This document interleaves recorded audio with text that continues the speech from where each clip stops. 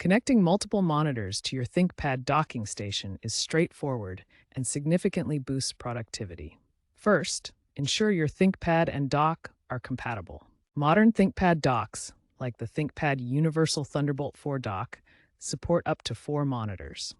Use the appropriate cables to connect your monitors to the dock. Then connect the dock to your ThinkPad via USB-C or Thunderbolt. Once connected, use Windows Display Settings with WinP to extend or duplicate your desktop across the screens. For optimal performance, install Lenovo Vantage for dock management and firmware updates. For the best multi-display experience, match monitor refresh rates and resolutions to avoid visual artifacts. If you're using older monitors, consider active adapters for non-native ports, such as USB-C to HDMI. Also, ensure your ThinkPad's graphics card, like Intel UHD 620 or AMD Radeon 600M, can handle the increased graphical load, especially when using 3 or more monitors.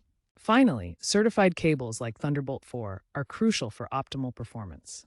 Regularly update your dock's firmware via Lenovo Vantage to maintain compatibility and performance. Many professionals use multi-monitor docks to increase productivity and save time.